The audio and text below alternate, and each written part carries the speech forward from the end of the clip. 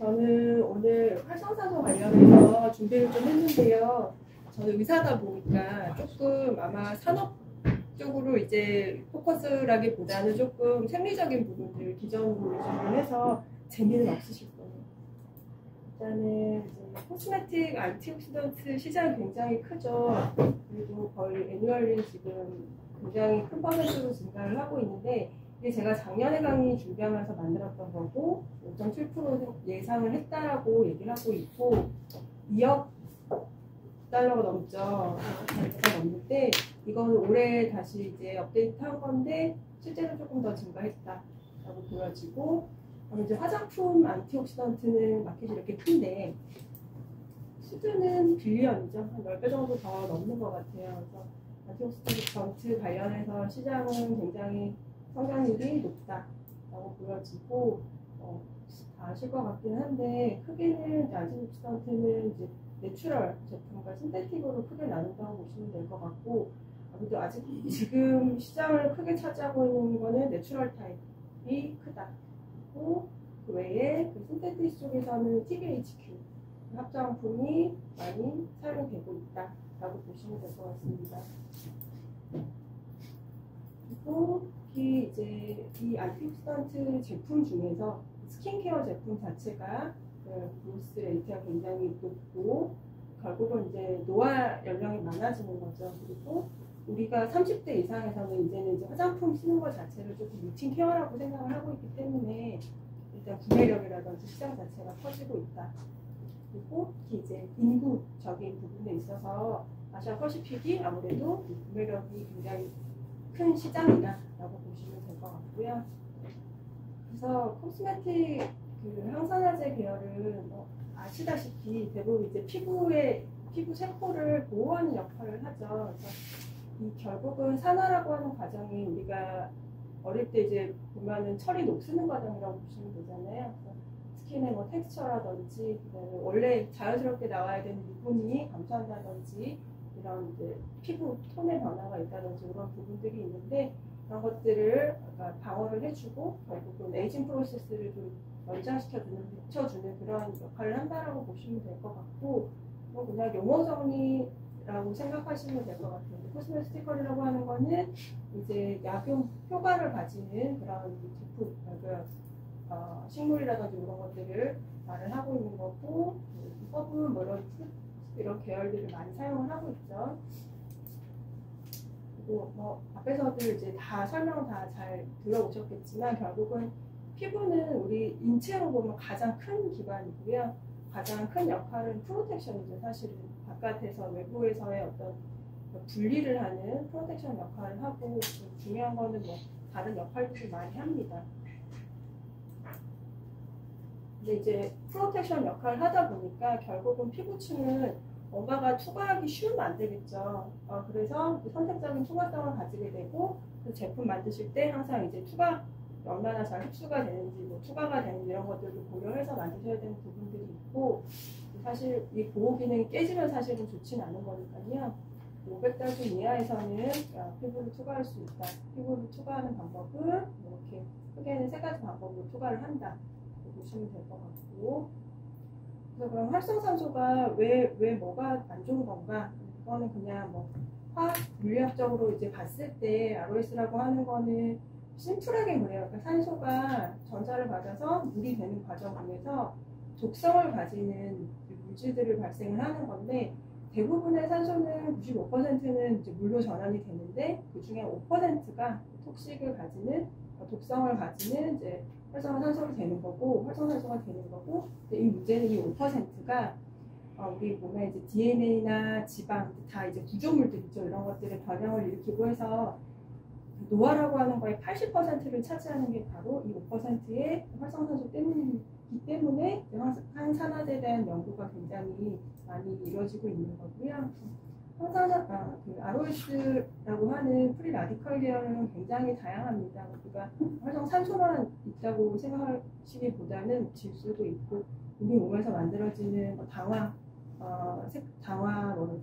최종 당화 산물 같은 것들도 있고, 그냥 다양한 것들이 이제 그런 ROS 계열이라고 보시면 될 것 같고요.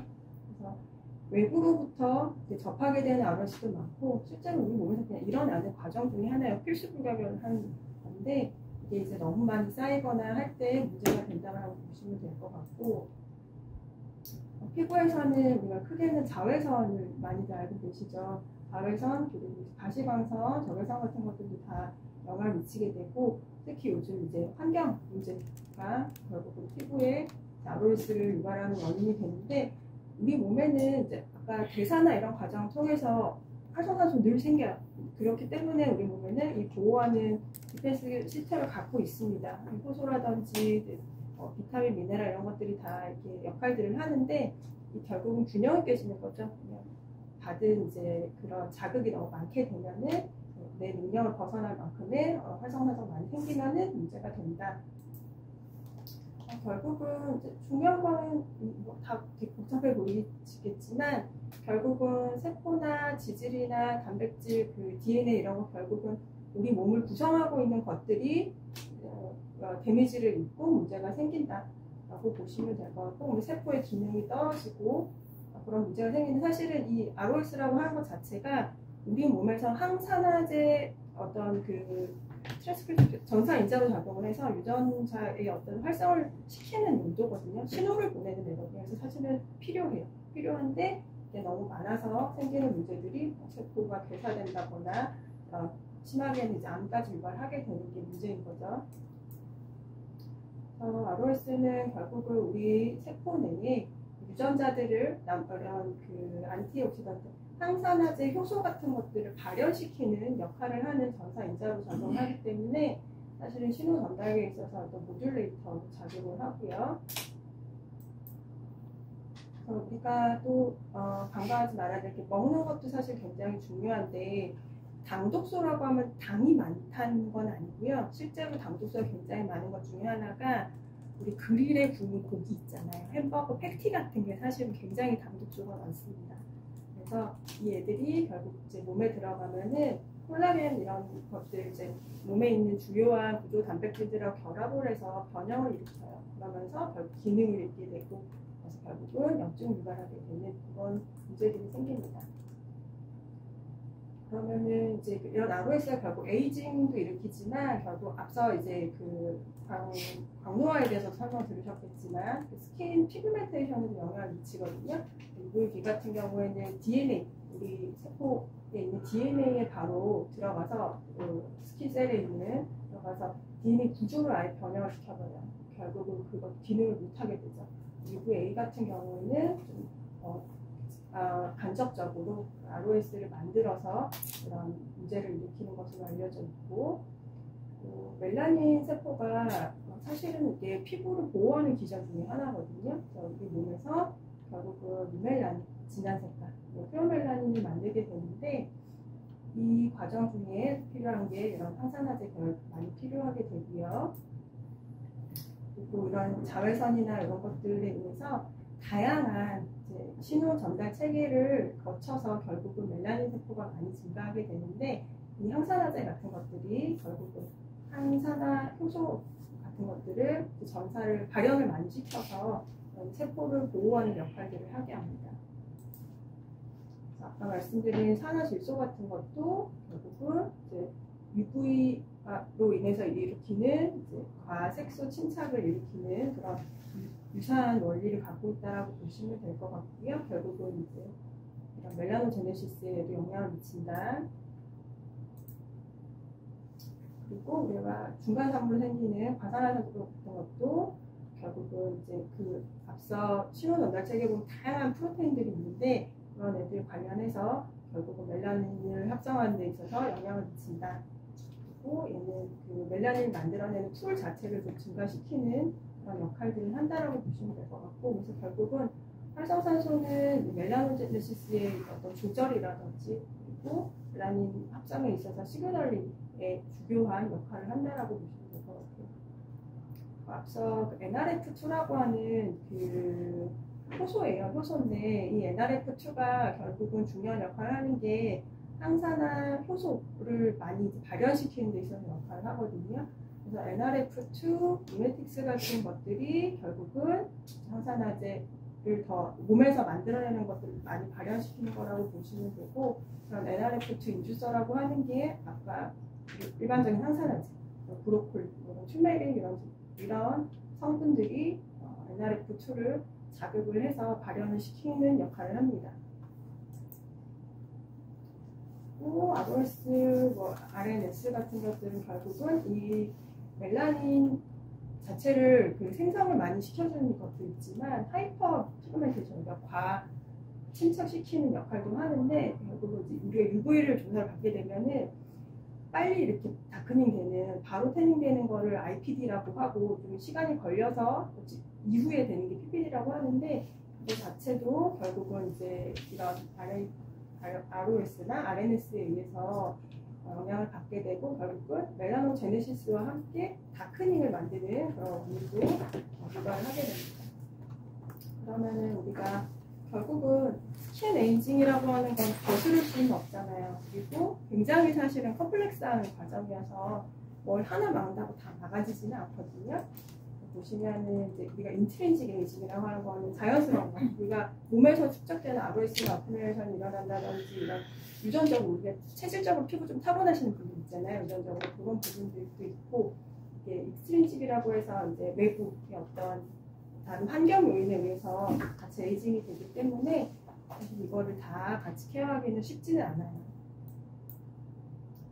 또 결국은 이런 스킨 데미지는 ROS에 의해서 시작이 되고, 그런 것들은 결국은 세포의 구조적인 문제, 그리고 몸에서의 미토콘드리아가 굉장히 중요한 역할을 하는데 기능을 떨어뜨리고, 그러니까 세포 외에 세포의 기질이라고 하는 것들이 사실 망가지면 결국은 이걸 세포를 다 구성하고 있는 중간 물질들이기 때문에 그럼 이제 피부에서 드러나게 되죠.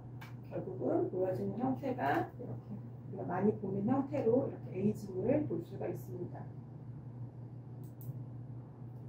그래서 결국은 굉장히 다양한 우리가 ROS를 일으킬 수 있는 환경적인 요인에 노출이 되어 있다. 또 내 몸에서 자연적으로 일어난다. 이렇게 보시면 될 것 같고, 이런 결국은 ROS가 이런 시그널링 패스웨이를 통해서 콜라겐을 분해한다든지 염증을 유발한다든지 그런 것들을 통해서 결국은 에이징이라고 하는 것들을 유발을 하게 되는데요. 그러면 이제 항산화제는 좀 보면은 이제 우리가 계속 산화현상은 계속 생긴다 그렇고 활성산소는 계속 생기는데, 그래서 우리 몸에서 기본적으로 가지고 있는 효소들, 그리고 우리가 예를 들어서 먹는 형태로라든지 바른 형태로라든지 하고 있는 것들 많이들 쓰시죠. 글루타치온이나 이런 것들 많이 아실 것 같은데, 결국 이런 애들이 전자를 잃고 불안정한 애를 다시 안정화시키고 문제가 없도록 체인 리액션을 끊어주는 그런 역할을 합니다. 굉장히 이거는 안토스 네트워크라고 해서 그냥 몸에서 주로 많이 사용되는 그런 항산화제가 서로 얽혀서 일을 하기 때문에 하나만 준다고 다 좋아지는 않고요. 제가 볼 때는 다양한 것들이 같이 영향을 받고, 그리고 특히 이런 항산화제 효소 같은 경우는 미네랄 성분들이 굉장히 많이 조효소로 필요로 해요. 이런 것들은 한번 참고하시라고 넘어갔고, 크게 그럼 항산화제는 이런 효소적인 부분, 효소가 아닌 것들, 그리고 이런 솔로빌리티에 따라서 수용성, 지용성, 사이즈에 따라서 이렇게 나눌 수가 있을 것 같고요. 예를 들어서 비타민 C 같은 경우에는 176달톤 자체는 사이즈가 좀 작고 콜라겐이 좀 크죠. 물론 사이즈 차이가 있을 수가 있다. 그리고 우리가 페놀릭 이런 파이토케미컬류가 이제 결국 활성산소를 많이 제거하는 항산화력을 갖는다고 케르세틴 말씀도 하셨는데, 이거 보면은 결국은 이런 펜치 역할을 해서 안정화시키는 역할들을 하고 다른 역할들도 다양하게 하고 있습니다. 그래서 항산화제는 우리가 사실은 바르는 거, 먹는 것뿐만이 아니라 굉장히 많은 것이 들어가 있어요. 우리가 사료에도 들어가 있고요. 왜냐하면 보존제 역할도 많이들 사실 쓰고 있고, 상하면 안 되잖아요. 쓰고 있어서 사실상 우리가 노출되는 어떤 합성 이런 항산화제는 굉장히 많다. 그래서 사람들이 이제 점점 이제 오가닉한 거랑 자연적인 제품에 대한 관심도가 높아지고 있다라고 보시면 될 것 같고, 그래서 내추럴 제품은 기본적으로 식물을 많이 써왔죠. 지금까지는 식물 많이 써왔고, 식물 자체가 다른 영양분 없이 결국은 햇빛을 받아서 수분이랑 이런 것들을 통해서 영양소를 만들어내야 되는 거잖아요. 그래서 안티옥시던트 이펙트가 굉장히 큰 어떤 기능을 가지고 있고, 우리가 주로 많이 쓰고 있는 안티옥시던트를 분류해 보면은 아시는 계열의 바이오 플라보노이드, 캐로티노이드, 테페노이드, 비타민 C, 비타민 E 이렇게 보시면 되고, 굉장히 많아요. 허브, 그다음에 음식들이 굉장히 많이 들어가 있죠. 이런 제품들이 있을 수 있고, 안티옥시던트는 크게 나누면 프라이머리, 그다음에 세컨더리 또는 합성으로 나눌 수가 있는데, 프라이머리나 내추럴 말하는 거는 결국 우리가 그 자체가 갖고 있는 미네랄이라든지 비타민이라든지 파이토 안티옥시던트를 얘기를 하는 거고, 2차적인 거는 합성에 의해서 만들어진 거, 예전 대상이라고 보시면 될 것 같고요. 또 파이토 안티옥시던트 중에서는 폴리페놀, 테르펜류가 가장 많고, 이거는 구조는 조금 이따 보여드리고, 이런 페놀릭 그룹은 결국은 이제 우리가 피부는 결국은 지질이랑 단백질, 지질 굉장히 중요한데 이런 지질이 과산화되는 것들을 방지하는 역할들을 합니다. 그래서 페놀린은 이렇게 크게 보시면 되고, 페놀린이 OH기를 가진 걸 페놀린이라고 하고요. 아까 스틸벤, 그다음에 플라보노이드 계열 많이 사용이 된다고 말씀드렸고, 테르펜은 향수 때 강의를 들으셨을 것 같은데 캐로틴 계열이라고 보시면 되세요. 색깔이 있는 거죠. 그래서 지금 보니까 코스메틱 쪽에서 많이 쓰이는 내추럴 안티옥시던트 보니까 다양하게 있더라고요. 정의되는 게 잘 모르겠는 건 저도 잘 모르겠는 건 하고는 좀 설치를 해놨는데, 이런 제품들이, 이런 성분들이 화장품에서 많이 사용이 되고 있다. 이점은 이렇게 다음 겁니다. 이점은 비슷한 것 같아요. 허브, 올리브 다양하게 바나나도 쓰고, 스킨푸드 같은 것도 일종의 보시면 될 것 같고, 투메리, 아시아간다까지 결국 이런 제품들을 많이 사용한다. 이런 성분들을 결국 항산화제 많이 쓰고 있다라고 보시면 될 것 같고, 그래서 비타민 이렇게 좀 나눠서 간단하게 설명을 좀 드리면은, 비타민은 결국은 프리 라디컬로부터 보호하고 이제 리페어하는 역할을 한다. 피그멘테이션을 감소시키고, 먹 같은 걸 빨리 회복시켜주고, 콜라겐 합성도 돕고, 항염 작용을 한다. 비타민 A는 FDA에서 가장 먼저 승인된 그리고 안티링크, 레티놀 계열이라고 보시면 될 것 같은데, 안티에이징 그걸 갖고 있고, 또 셀 시그널을 통해서 결국은 세포의 어떤 사멸이라든지 분화라든지 이런 것들을 조절을 한다고 보시면 되고요.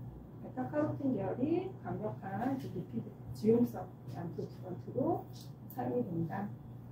레티놀, 레티노이드 애시드 이런 계열들이라고 보시면 되고, 이거는 근데 레티놀 자체가 우리 보시면 제품 보시면 대부분 갈색병 같은 거 들어있잖아요.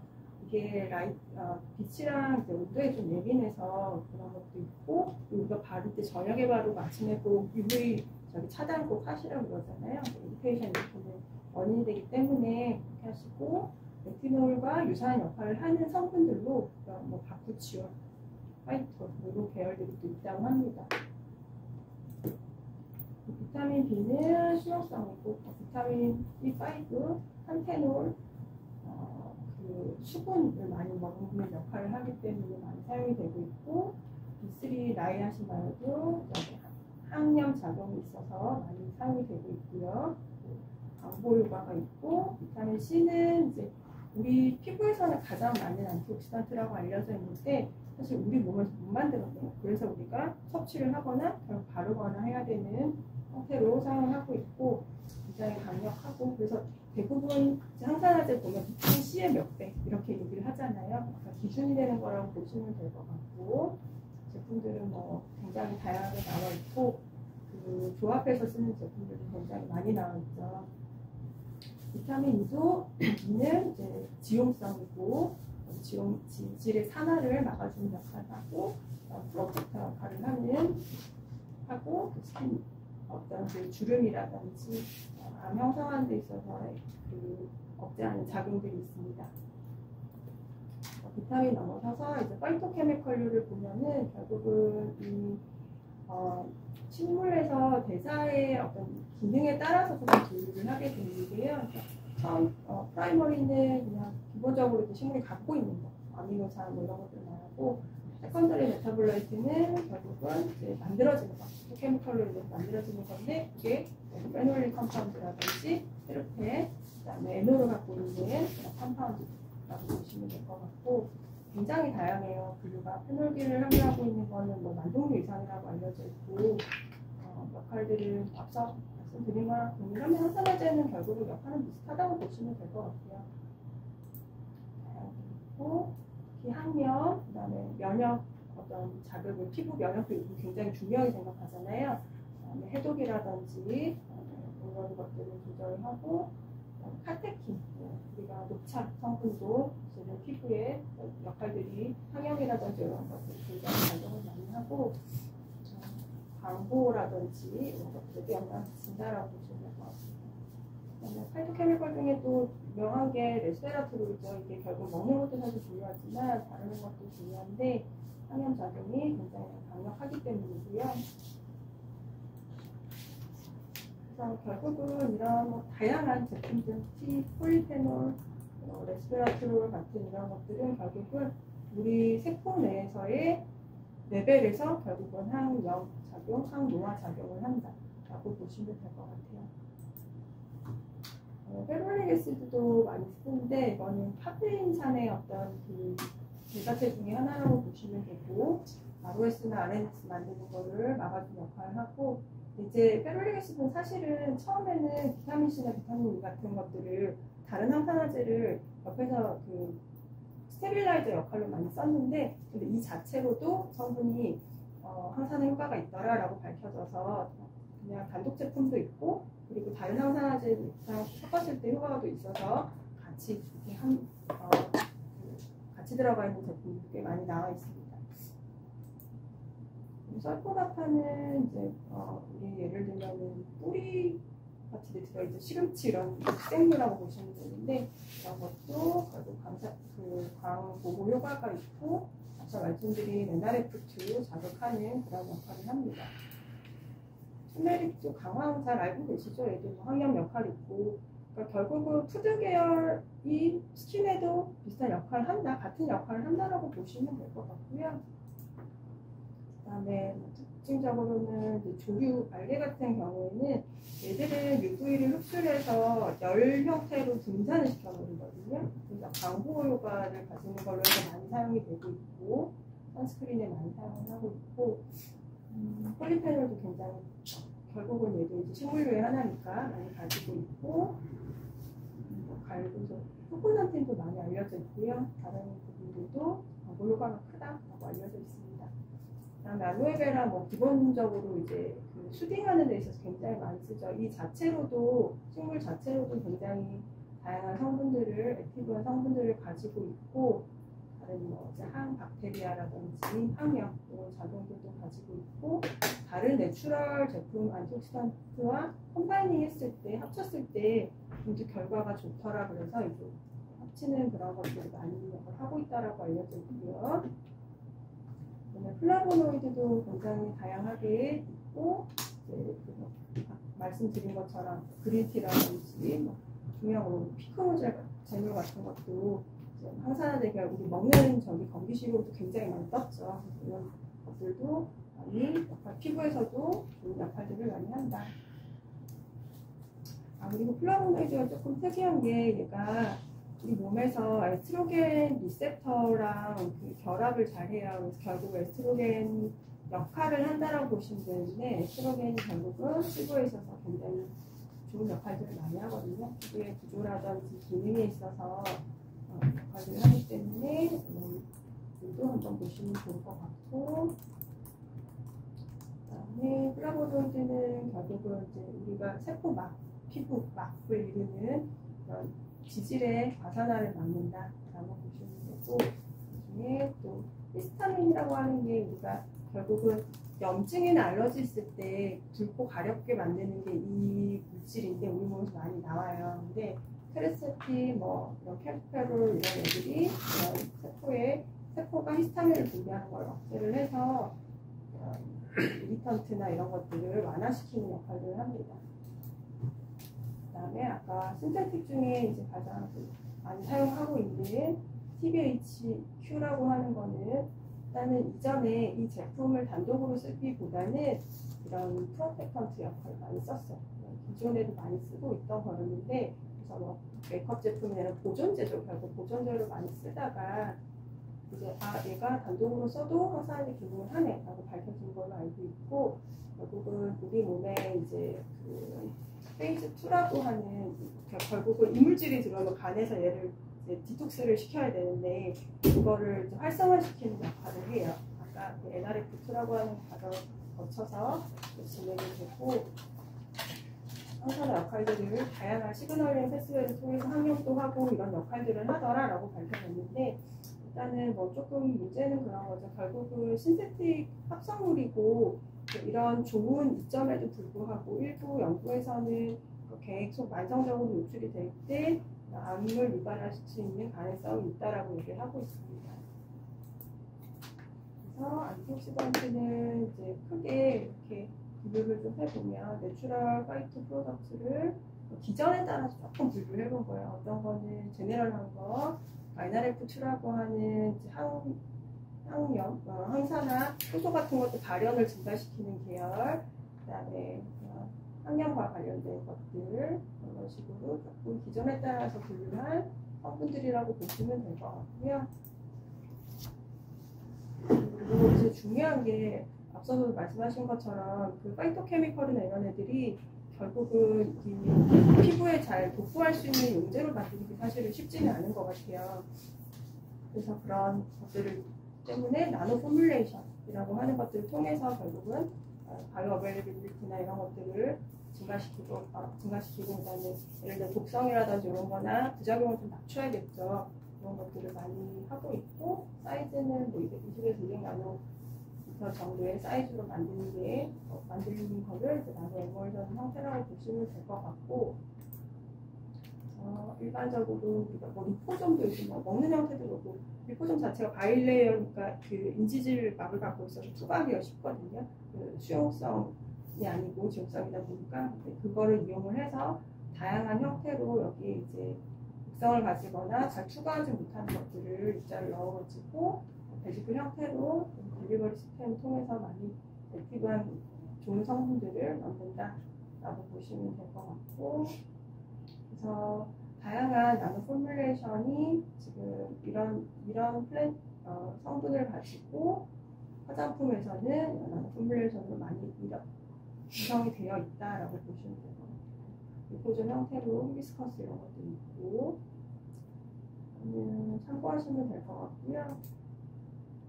그래서 다양한 이제 바르는 형태의 항산화제를 제가 설명을 드렸는데 저도 좀 그랬거든요. 저는 사실은 항산화제는 주로 건기식이라든지 주사 형태로 뉴트리션 테라피 쪽으로 사실은 많이 하고 있어서 이게 바른다고 진짜 효과가 있어? 라고 늘 의문을 가져왔던 사람 중에 하나여서 결국은 바르는 거는 이제 안에 잘 흡수가 돼서 몸에 잘 쓰여야 되는 부분들이 굉장히 중요하고 결국은 이 우리가 보호막이라고 하는 피부를 사실 추가해야 되잖아요. 그러다 보니까 결국은 안정성이 굉장히 중요하다라고 생각이 되고요.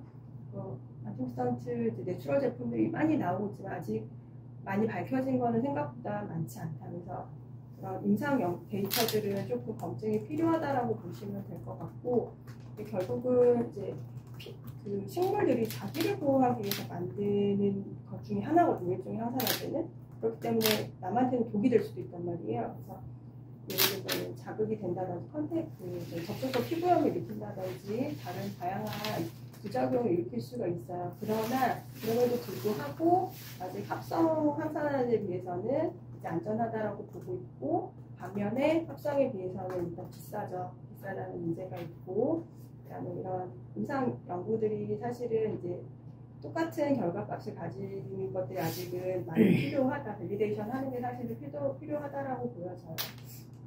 그리고 이게 내추럴 자체가 원래 좀 잘 분해되기도 쉽고 이런 바이오어빌리티가 낮기 때문에 이런 걸 좀 극복할 수 있는 그런 어떤 기술들을 조금 많이 필요로 하실 것 같고 제가 이렇게 그냥 준비를 해봤고요. 제가 되게 빨리 끊었죠. 그래서 저는 사실 그래서 이렇게 항산화제나 이런 것들이 기전에 대해서 조금 말씀을 드렸고 조금 실질적인 부분들은 이런 전시회가 있으니까 원료나 이런 것들 좀 궁금하시면은 참석해보시면 좋을 것 같아서 이 페이지 한번 넣어봤습니다. 저는 여기까지 준비했습니다. 질문 혹시 있으시면 말씀 주세요.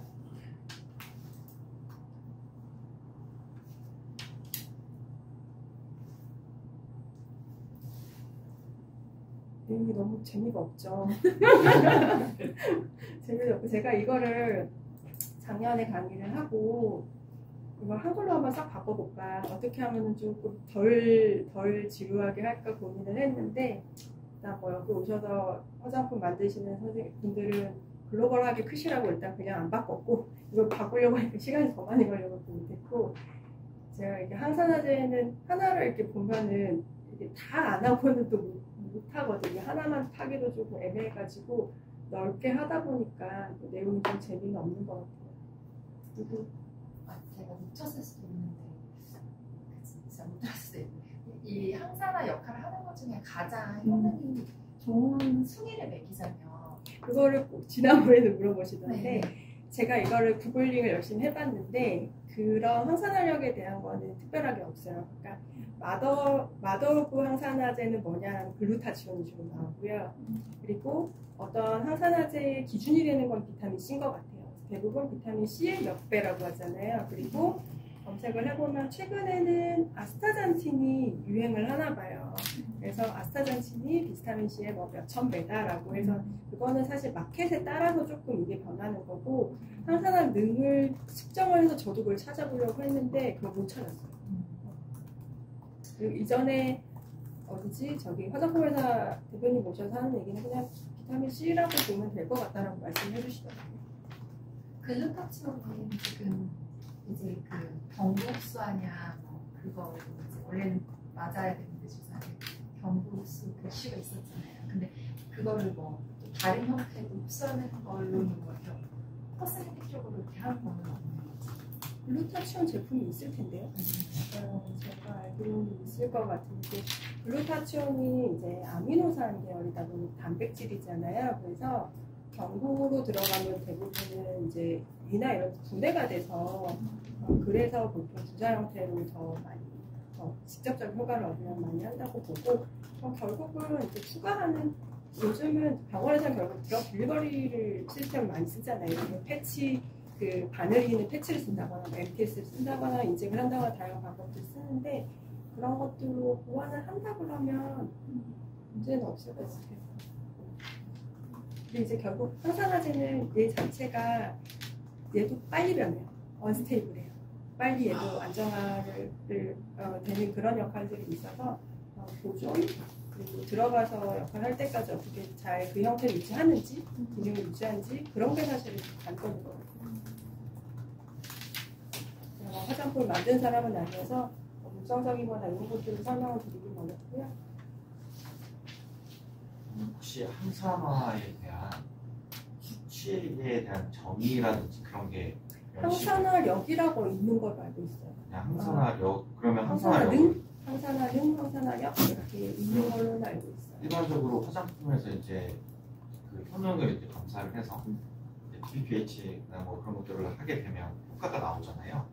그러면 어떤 제품은 50%가 나오고 어떤 제품은 70% 나오는데 어떤 게 그러면 항산화력이 있다라는 정의가 따로 있나요? 비교해놓은 어떤 도표 같은 거를 제가 봤던 것 같은데 제가 의사다 보니까 화장품 계열 쪽은 제가 일단 별로 마인드가 없어가지고 그걸 담지를 못했는데 근데 그게 저는 절대적인 건 일단 없는 것 같아요. 다 비교해서 넣어놨더라고요. 그런 뭐 대비 몇 프로를 해놔서 개별로 한 거는 저 항산화제를 다 찾지는 못했었어요. 그래서 제가 그걸 찾다가 결국은 안 넣었어요. 그러니까 관심 포인트가 다른 거죠. 어차피 제일 좋은 항산화제를 쓴다고 얘가 다 역할을 할 것이냐는 저는 의문이거든요. 아까 알로에베라나 다른 거를 믹스했을 때도 다른 더 역할을 또 한다고 그랬잖아요. 그래서 그런 조합도 사실은 중요하지 않을까. 너무 능력 좋은데 이게 또 비싸. 얘만 넣을 수는 없잖아요. 사실 피부가 그거 하나로만 다 좋아지는 건 아니니까 적절한 것들을 잘 믹스하는 게 사실 중요하거든요. 쓰고 계시는 화장품이 무엇인가요? 화장품이요? 청산화 화장품. 참사랑 화장품? 평산화 화장품 쓰는 게 없는데 저는 스킨이랑 크림 샘플 받아서 그냥 쓰고 있어요. 딱히 제가 구매를 해서 쓰고 있는 건 없어서 저는 주로 먹는 걸로 합니다. 뉴트리션을 하니까.